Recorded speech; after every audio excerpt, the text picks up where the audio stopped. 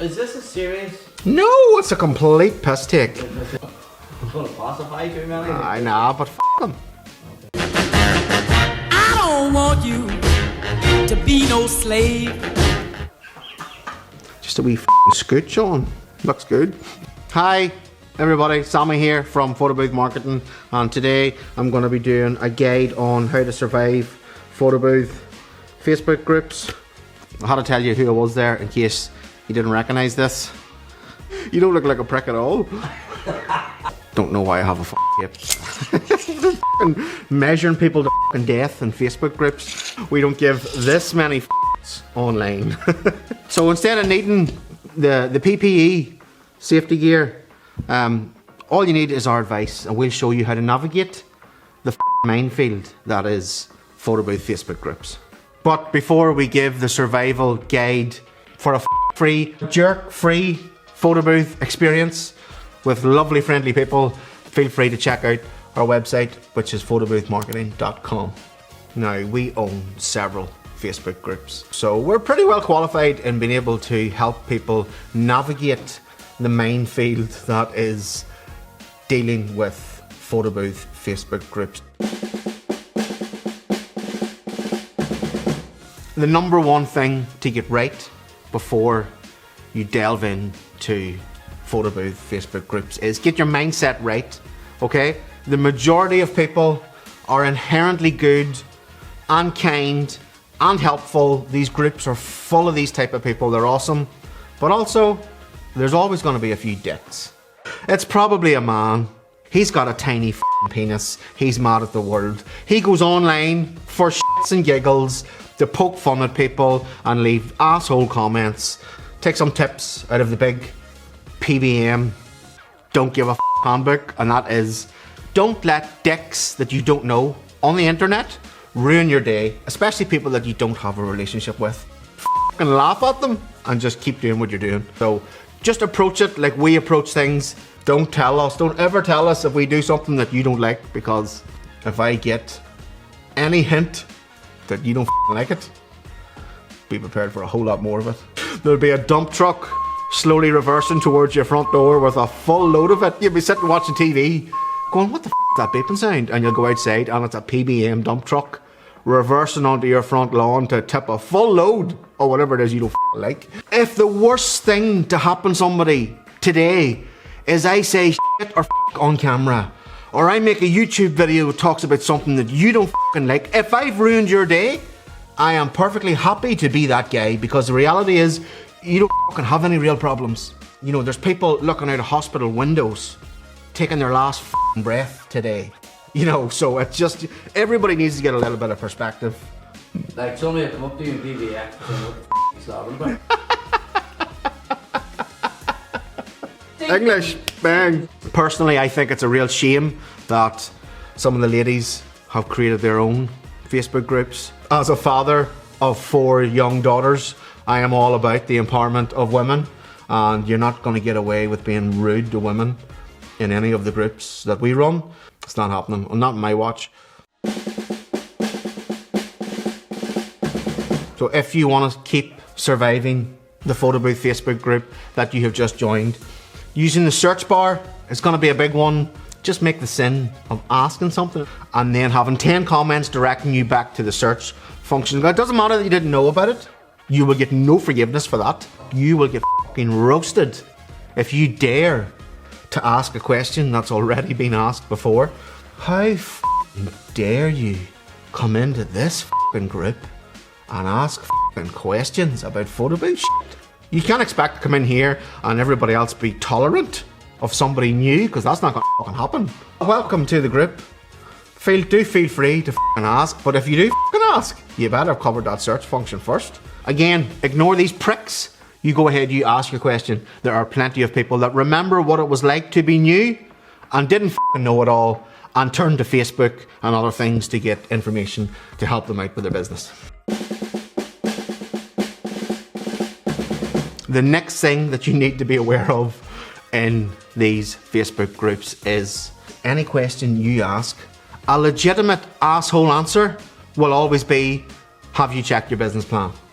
Now technically it is a legitimate answer, but it's been taken straight out of the asshole unhelpful answer handbook. They're probably men. They're probably fucking DJs. They're probably DJs. You better have a fucking business plan. It better be commandment style, fucking chiseled into rock, your business plan, and then the rock, and then fucking laminated. Fucking tattoo your business plan on your arm. It better be tattooed on your chest, upside down.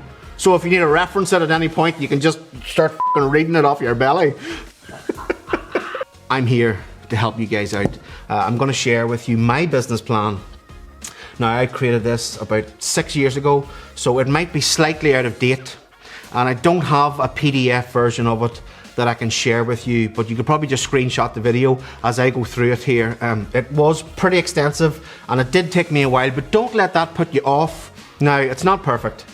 I'm not saying it's perfect, but it's pretty close, and it definitely has served me well up to this point. So this was my business plan. Keith, you can zoom in. If you want to screenshot it, you can. Feel free to screenshot it as we go through it.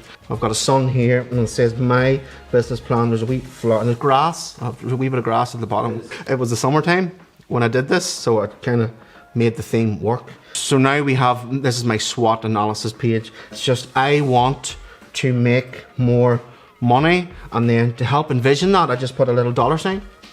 So this is the last page of the business plan. So this is me and my family. This is me with a bald head and the beard. Can you see that?